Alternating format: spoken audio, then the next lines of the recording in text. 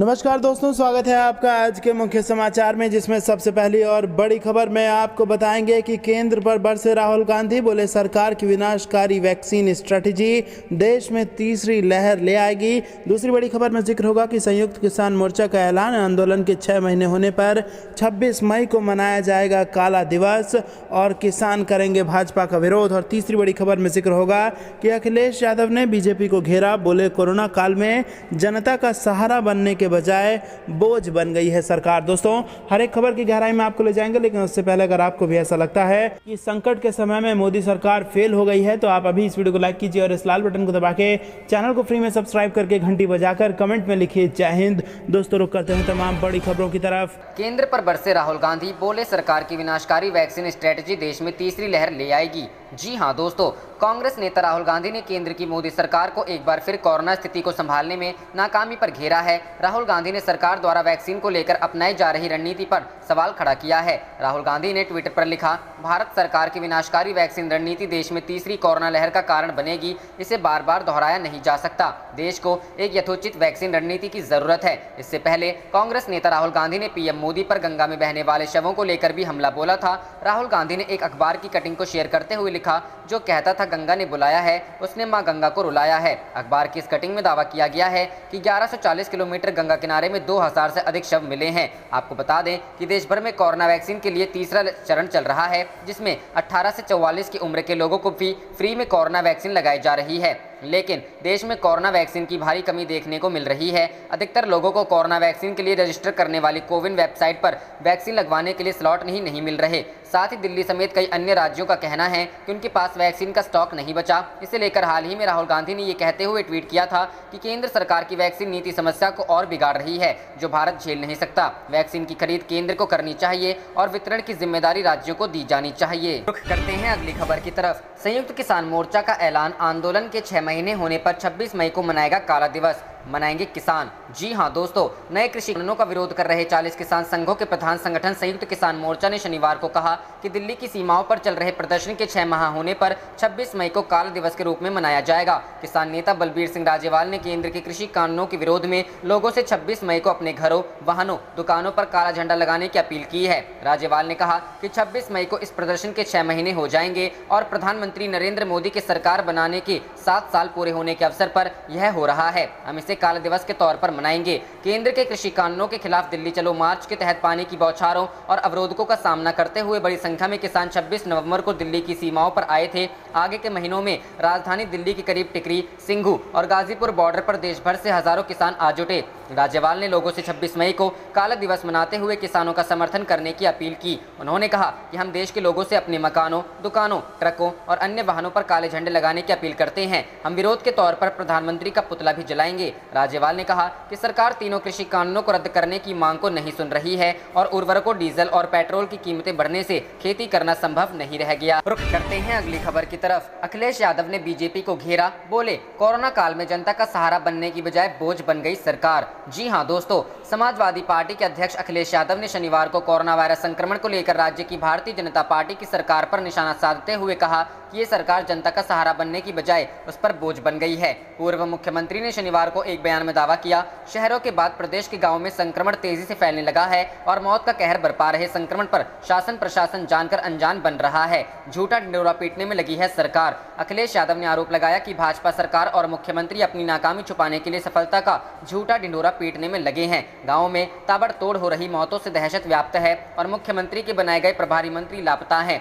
इसी कड़ी में पूर्व सीएम ने कहा कि मेरठ के प्रभारी मंत्री तो पिछले दिनों 2 घंटे सर्किट हाउस के एसी कमरे में बैठकर चले गए। उन्होंने ना तो जनता की तकलीफें सुनी और ना ही अस्पतालों का निरीक्षण किया। भाजपा सरकार और उनके मंत्रियों की संवेदनहीनता अमानवीय स्तर पर पहुंच गई है। गांव में स्वास्थ्य का ढांचा ध्वस्त कर दिया। अध्यक्ष अखिलेश यादव ने कहा कि गांव में संक्रमण बढ़ने का कारण ये है कि भाजपा सरकार दवाई, जांच, डॉक्टर और टीके का कोई इंतजाम नहीं कर पा रही है। गांव में स्वास्थ्य का ढांचा भाजपा सरकार ने पहले से ही ध्वस्त कर दिया है और जिन पर लोगों के इलाज की जिम्मेदारी है वे हाथ पर हाथ धरे बैठे हैं। कोविड के कहर से हाहाकार मचा है। सपा अध्यक्ष ने यह भी दावा किया कि मुख्यमंत्री के गृह जनपद गोरखपुर के ग्रामीण क्षेत्रों में कोविड के कहर से हाहाकार मचा हुआ है और अधिकारी आंकड़ों पर पर्दा डालने के खेल में लगे हुए हैं। गोरखपुर की ग्राम पंचायतों में 46,000 ग्रामीण खांसी बुखार की चपेट में है और प्रशासन सिर्फ 764 की संख्या बताकर अपनी नाकामी छुपा रहा है। हालात बेकाबू हैं। अखिलेश अध्यक्ष अखिलेश यादव ने कानपुर, बुलंदशहर, मुजफ्फरनगर, गोंडा समेत कई जिलों में हालात बेकाबू होने का दावा करते हुए कहा कि चारों ओर हाहाकार है, लेकिन लोगों की चीखें भाजपा सरकार और मुख्यमंत्री के कानों तक नहीं पहुंच रही है। वे अपनी मानवीय संवेदना खो चुके हैं। गंदी राजनीति और झूठे प्रचार की जोर पर वे स्वयं को सफल मान रहे हैं। जनता उन्हें किस नजर से देख रही है, इसका अंदाजा उन्हें 2022 के चुनाव में लगे। रुख करते हैं अगली खबर की तरफ। यूपी में 24 मई तक बढ़ा कोरोना कर्फ्यू, मजदूरों ठेले वालों को 1000 रुपए महीना देने का ऐलान। जी हां दोस्तों, कोरोना के केसों पर लगाम लगाने के लिए सीएम योगी ने शनिवार को कैबिनेट मीटिंग के दौरान महत्वपूर्ण फैसला लिया। सीएम योगी ने एक सप्ताह के लिए कोरोना कर्फ्यू को और बढ़ा दिया है। 24 मई की सुबह 7 बजे तक पाबंदियां जारी रहेंगी। नियम तोड़ने वालों के खिलाफ कार्रवाई की जाएगी। आवश्यक सेवाओं को छूट मिलती रहेगी। वहीं दूसरी ओर कैबिनेट बैठक में यूपी ऑक्सीजन उत्पादन प्रोत्साहन योजना 2021 को भी मंजूरी दी गई है। साथ ही यूपी सरकार ने श्रमिकों, ठेले वालों, होमचे वालों को 1000 रुपए महीना भत्ता और 3 महीने का राशन देने की घोषणा की है। ठीक हो चुके मरीजों की रखें निगरानी। सीएम योगी ने शनिवार को कोविड-19 प्रबंधन के लिए गठित टीम 9 के अधिकारियों के साथ वर्चुअल संवाद में कहा कि बहुत से मरीज कोविड संक्रमण से मुक्त हो चुके हैं, लेकिन अभी भी उन्हें चिकित्सकीय निगरानी को जरूरत होती है। ऐसे मरीजों को उनकी मेडिकल कंडीशन के आधार पर एक हॉस्पिटल में ऑक्सीजन युक्त बेड पर भर्ती जरूर कराया जाए। उनके सेहत की पूरी देखभाल हो। निगरानी के लिए अफसरों को नामित करें। उन्होंने कहा कि कोविड प्रबंधन में निगरानी समितियों की भूमिका अति महत्वपूर्ण है। इन्हें और प्रभावी बनाने के लिए बेहतर निगरानी की जरूरत है। हर जिले के लिए सचिव या इससे ऊपर स्तर के एक अधिकारी को नामित किया जाए, जबकि न्याय पंचायत स्तर पर जिला स्तरीय अधिकारियों को सेक्टर प्रभारी के रूप में तैनात किया जाए। यह प्रभारी अपने क्षेत्र में मेडिकल किट वितरण, होम आइसोलेशन व्यवस्था, क्वारंटीन व्यवस्था, कंटेनमेंट जोन को प्रभावी बनाने तथा आरआरटी की संख्या बढ़ाने के लिए सभी जरूरी प्रयास करेंगे। जो अधिकारी हाल ही में कोविड संक्रमण से मुक्त होकर स्वस्थ हुआ हो, उनकी तैनाती इसमें ना की। रुख करते हैं अगली खबर की तरफ। वैक्सीन की 2 डोज में अंतर बढ़ाने पर डॉक्टरों से बोले चिदम्बरम, सरकार के जाल में ना फंसे, सच बताएं। जी हां दोस्तों, कांग्रेस सांसद पी चिदम्बरम ने केंद्र सरकार ने कोविशील्ड वैक्सीन की 2 डोज के बीच के गैप को 6 से 8 हफ्ते से बढ़ाकर 12 से 16 हफ्ते करने के फैसले पर सवाल खड़े किए हैं। चिदम्बरम ने कहा है कि वो कोई एक्सपर्ट नहीं है, लेकिन जैसा सीधा सब दिख रहा है वैसा नहीं है। कांग्रेस नेता ने डॉक्टरों और वैज्ञानिकों से भी सरकार के दबाव में न आते हुए वैक्सीन को लेकर सच्चाई बताने को कहा है। पूर्व केंद्रीय मंत्री पी चिदम्बरम ने शनिवार को कहा, यूके घोषणा कर रहा है कि वे वैक्सीन की 2 डोज के बीच अंतर 8 सप्ताह का ही रखेंगे। कम से कम 50 वर्ष से अधिक उम्र के लोगों के लिए 2 खुराकों में 8 सप्ताह से ज्यादा अंतर नहीं होगा। वहीं इस वक्त हमारी सरकार ने कोविशील्ड वैक्सीन की पहली और दूसरी खुराक के बीच का अंतर बढ़ाकर 12 से 16 सप्ताह कर दिया है। चिदम्बरम ने कहा कि मैं वैज्ञानिकों और चिकित्सा विशेषज्ञों को गलत नहीं कह रहा हूं। मेरी उनसे विनम्र अपील है कि कृपया सरकार का खेल ना खेलें। सरकार एक जाल बिछा रही है। अच्छा होगा तो सरकार श्रेय ले लेगी और कुछ कमी हुई तो वैज्ञानिकों, डॉक्टरों और मेडिकल एक्सपर्ट पर सरकार सारा दोष डाल देगी। मेरी सभी वैज्ञानिकों से अपील है कि सरकार की परवाह किए बिना सच बोले, सरकार की भाषा ना बोलकर बताएं कि स्वतंत्र रूप से आप क्या समझते हैं। रुख करते हैं अगली खबर की तरफ। जो कहता था गंगा ने बुलाया है, उसने मां गंगा को रुलाया है। नदियों में बहती लाशों पर राहुल का ट्वीट। जी हां दोस्तों, देश में एक तरफ कोरोना संक्रमण का कहर थमने का नाम नहीं ले रहा है, तो दूसरी तरफ गंगा नदी में सैकड़ों शवों के बहने के मामले भी सामने आने लगे हैं। इस पर कांग्रेस सांसद राहुल गांधी ने प्रधानमंत्री मोदी पर हमला बोला है। उन्होंने ट्वीट कर लिखा कि जो कहते थे कि उन्हें गंगा ने बुलाया है, उसी ने मां गंगा को रुलाया है। राहुल ने एक अखबार की कटिंग को शेयर करते हुए लिखा, जो कहता था गंगा ने बुलाया है, उसने मां गंगा को रुलाया है। राहुल से पहले कांग्रेस प्रवक्ता रणदीप सुरजेवाला ने गंगा किनारे सैकड़ों लाश मिलने पर पीएम मोदी और यूपी के सीएम योगी आदित्यनाथ पर हमला बोला था। सुरजेवाला ने ट्वीट कर कहा था कि जो कहता था कि उसे गंगा मैया ने बुलाया है, वो दिल्ली के सिंहासन पर बैठ ठहाके लगा रहा। सुरजेवाला ने ट्वीट कर लिखा, चारों ओर बिखरी 2000 लाशें, सिसकती जिंदगी, थमी हुई सांसें और गंगा मैया के ना थम रहे आंसू और चित्कार पर जिसने भगवा पहन यूपी की राजगद्दी ली, वो सत्ता के नशे में मदमस्त है। और जो कहता था कि उसे गंगा मैया ने बुलाया है, वो दिल्ली के सिंहासन पर बैठ ठहाके लगा रहा। दरअसल बीते कई दिनों से गंगा के किनारे सैकड़ों शव दिखाई दे रहे हैं। कुछ शव बहकर किनारों तक आ गए हैं, तो कुछ शवों को किनारे में ही दफना दिया गया है। गंगा नदी के किनारे सैकड़ों की संख्या में शव नजर आने से राजनीति तेज हो गई है। इस साल का पहला चक्रवाती तूफान तौकते शनिवार को भारतीय तटों से टकराने की आशंका है। इसे लेकर मौसम विभाग की ओर से अलर्ट जारी कर दिया है। वहीं कांग्रेस सांसद राहुल गांधी ने भी ट्वीट कर कांग्रेस कार्यकर्ताओं से जरूरतमंदों की मदद करने की अपील की है। राहुल गांधी ने ट्वीट कर लिखा केरल, महाराष्ट्र, गोवा, तमिलनाडु, गुजरात और कर्नाटक के लिए साइक्लोन अलर्ट जारी किया गया है। साइक्लोन तौकते की वजह से पहले से ही कई इलाकों में तेज बारिश हो रही है। मैं कांग्रेस कार्यकर्ताओं से अपील करता हूं कि जरूरतमंदों तक हर संभव मदद पहुंचाई जाए। प्लीज सुरक्षित रहें। मौसम विभाग के मुताबिक शनिवार को भारत के तटों से तूफान के टकराने की आशंका है। हालांकि तूफान 17 मई के आसपास और ज्यादा विकराल हो सकता है। उस दिन 150 से 150 से 160 किलोमीटर की रफ्तार से हवा चलने का अंदेशा है। कई इलाकों में तो ये रफ्तार 175 किलोमीटर प्रति घंटे से भी ज्यादा हो सकती है। रुख करते हैं अगली खबर की तरफ। भाजपा सांसद बोले, चीन ने किया भारत की जमीन पर कब्जा, डरपोक बनकर नहीं चलेगा काम। जी हां दोस्तों, बीजेपी सांसद सुब्रमण्यम स्वामी ने सरकार को आगाह करते हुए कहा है कि चीन के साथ डरपोक बनकर काम नहीं चलने वाला है। स्वामी ने एक लेख को शेयर करते हुए ट्वीट किया, चीन भारत और भूटान की जमीन पर कब्जा कर रहा है, डरपोक बनकर चीन को जवाब नहीं दिया जा सकता है। नेता ने रिटायर्ड लेफ्टिनेंट जनरल प्रकाश कटोच के लिखे एक लेख को शेयर करते हुए ये ट्वीट किया है। लेख में कटोच ने लिखा है कि दुनिया के सामने अब ये बात साफ हो चुकी है कि चीन साल 2015 से ही कोरोना वायरस को हथियार के तौर पर इस्तेमाल करने की तैयारी कर रहा था। साथ में लक्ष्य देश के स्वास्थ्य से जुड़े बुनियादी ढांचे को निशाना बनाना भी इसमें शामिल था। कटोच ने लिखा, हालांकि चीन ने वायरस के सामने आने के बाद दुनिया के आगे इस तरह से दिखावा किया कि वह कोरोना महामारी से पीड़ित है। जुलाई 2017 में विश्व स्वास्थ्य संगठन के महानिदेशक के रूप में टेड्रोस एडनॉम घेब्रेयेसस को नियुक्त किया जाना इस योजना का हिस्सा था, जिन्होंने वुहान वायरस को कोविड करार दिया था। कटोच ने लिखा है कि चीन की जैविक युद्ध से जुड़ी तैयारियों से ध्यान भटकाने के लिए अलग अलग देशों के म्यूटेंट पर ध्यान केंद्रित करने की कोशिश की जा रही है, जिससे चीन बच निकले। हालांकि चीन भी तमाम गलत कारणों से सुर्खियों में आ रहा है। पहली बार संयुक्त राष्ट्र ने शिनजियांग में उइगर क्षेत्र में उइगरों के खिलाफ चीन के अत्याचारों पर चर्चा की है। इस तरह कुछ अंतर्राष्ट्रीय मीडिया ने हाल ही में भूटान क्षेत्र के अंदर एक चीनी गांव के निर्माण को कवर किया है। कटोच ने लिखा, चीन विदेश क्षेत्रों पर ऐतिहासिक दावों के निर्माण के लिए कानूनी युद्ध का इस्तेमाल करता रहा है। यह अवैध दावों को मजबूत करने के लिए रिकॉर्ड बनाने के साथ साथ स्थानों को चीनी दाम देने पर जोर देता है। बीजिंग ने भारतीय राज्य अरुणाचल प्रदेश में कई जगहों को चीनी नाम दिया है, जिस पर वह अवैध रूप से दक्षिण तिब्बत होने का दावा करता है। नवंबर 2020 में मीडिया ने बताया कि चीन ने भूटान की दक्षिण पश्चिमी सीमा के अंदर तोरसा नदी के किनारे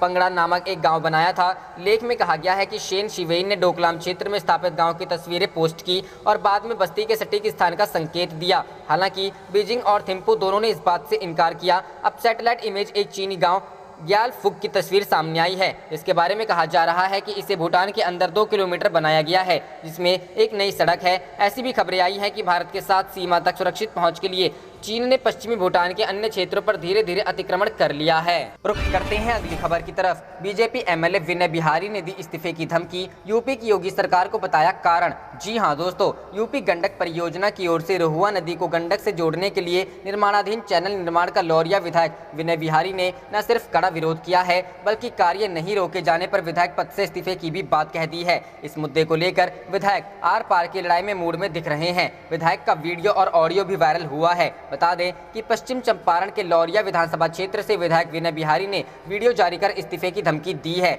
विधायक विनय बिहारी आर पार की लड़ाई के मूड में हैं। इसी क्रम में उन्होंने डिप्टी सीएम रेणु देवी को भी पत्र लिखा है। पत्र में विधायक ने लिखा है कि चैनल निर्माण के बाद उनके विधानसभा क्षेत्र के 10 पंचायतों के लोग बाढ़ के कारण विस्थापित हो सकते हैं।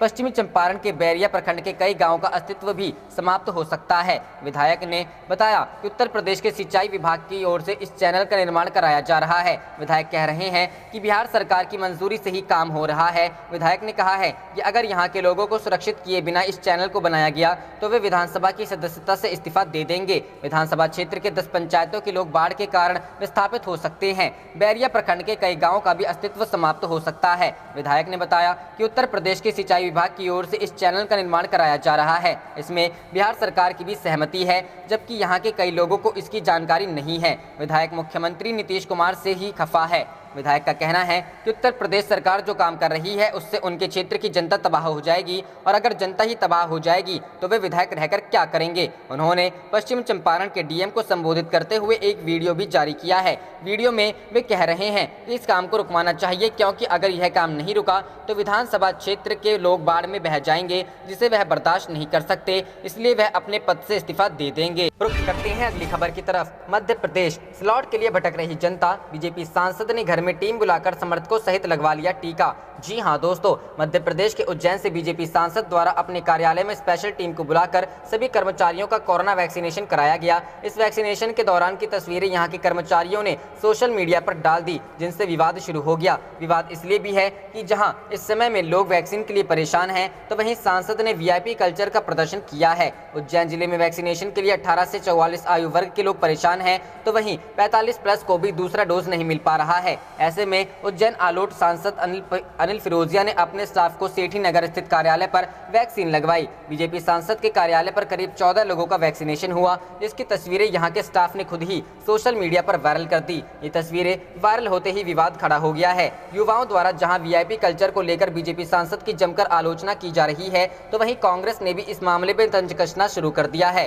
बताया गया है कि सांसद अनिल फिरोजिया के कार्यालय पर स्वास्थ्य विभाग की टीम 2 बार पहुंची और दोनों बार में उनके स्टाफ और समर्थकों को टीके लगाए गए। वहीं जब इस मामले में मीडिया ने सांसद अनिल फिरोजिया से बात करने का प्रयास किया, तो वे सवालों से बचते नजर आए। वहीं कोविड प्रभारी मंत्री डॉक्टर मोहन यादव से बात की गई, तो उन्होंने कहा कि इस मामले में उन्हें कोई जानकारी नहीं है। इस पूरे मामले को लेकर जिम्मेदार अधिकारी भी कुछ बोलने के लिए तैयार नहीं है। वहीं कांग्रेस नेताओं ने इस मामले में तंज कसते हुए कहा है कि जहां आम लोग कोरोना वैक्सीन के लिए जदोजहद करते नजर आ रहे हैं, तो वहीं भाजपाइयों को वीआईपी व्यवस्था मिल रही है। रुख करते हैं अगली खबर की तरफ। दिल्ली में कोरोना की तीसरी लहर को लेकर तैयारियां शुरू। डीडीए की खाली जमीन पर बन सकेंगे कोविड केयर सेंटर। जी हां दोस्तों, देश इस वक्त कोरोना महामारी की दूसरी लहर से पूरी तरह उबर नहीं पाया है और तीसरी लहर के लिए सरकारों ने तैयारियां शुरू कर दी हैं। एक्सपर्ट ने पहले ही कह दिया है कि तीसरी लहर के लिए सावधान रहें। ऐसे में राजधानी दिल्ली के अंदर भी तीसरी लहर को लेकर तैयारियां शुरू हो गई हैं। इसी को लेकर डीडीए ने अपनी खाली पड़ी जगहों को सस्ती दरों पर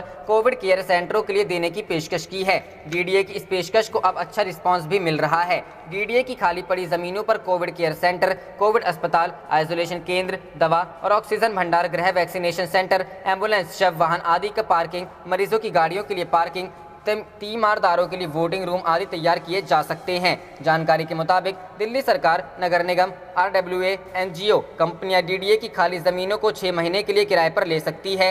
इन सभी जगहों पर सफाई व बायोमेडिकल वेस्ट के इंतजाम इन्हें किराए पर लेने वालों को ही करना होगा। हालांकि किराए पर देने से पहले उक्त जगह का निरीक्षण भी किया जाएगा, जिसमें यह देखा जाएगा कि उक्त जगह को इन कामों के लिए इस्तेमाल किया जा सकता है या नहीं।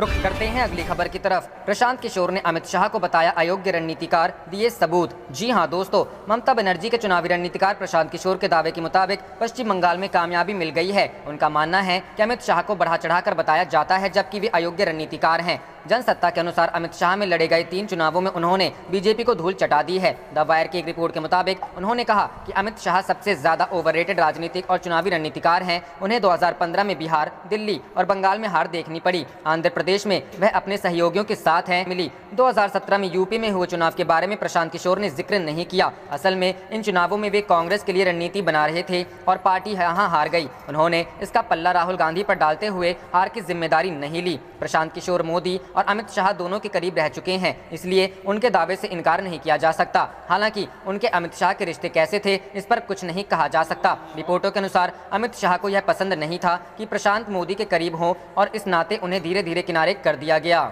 रुख करते हैं अगली खबर की तरफ। आईवाईसी अध्यक्ष श्रीनिवास से पूछताछ पर बवाल। राहुल गांधी बोले, बचाने वाला हमेशा मारने वाले से बड़ा होता है। जी हां दोस्तों, दिल्ली पुलिस की अपराध शाखा ने कोरोना महामारी के दौरान लोगों को मदद मुहैया कराने के लिए भारतीय युवा कांग्रेस के अध्यक्ष श्रीनिवास BV से शुक्रवार को पूछताछ की। इसे लेकर राहुल गांधी ने ट्वीट करते हुए कहा कि बचाने वाला हमेशा मारने वाले से बड़ा होता है। राहुल ने ट्विटर पर #I stand with IYC लिखा, यानी मैं इंडियन यूथ कांग्रेस के साथ खड़ा हूं। वहीं श्रीनिवास ने बताया, पुलिस ने शुक्रवार सुबह मुझे फ़ोन किया और दिन में करीब 11:45 पर मेरे ऑफिस पहुंची। उन्होंने मुझसे पूछताछ की कि आप ये सब कैसे कर रहे हैं। हालांकि दिल्ली पुलिस ने कहा कि दिल्ली हाईकोर्ट के आदेश के बाद पूछताछ की गई। बचाने वाला हमेशा मारने वाले से बड़ा होता है। एक वरिष्ठ पुलिस अधिकारी ने बताया कि हाई कोर्ट ने कोविड-19 के इलाज में इस्तेमाल होने वाली दवाओं और अन्य सामग्रियों के वितरण में शामिल नेताओं से दिल्ली पुलिस को पूछताछ करने और अपराध के मामले में प्राथमिकी दर्ज करने को कहा था। हाई कोर्ट के निर्देशों की तामील करते हुए कई लोगों के खिलाफ जांच की जा रही है। बताते चले कि दिल्ली हाई कोर्ट ने 4 मई को पुलिस को राष्ट्रीय राजधानी में नेताओं द्वारा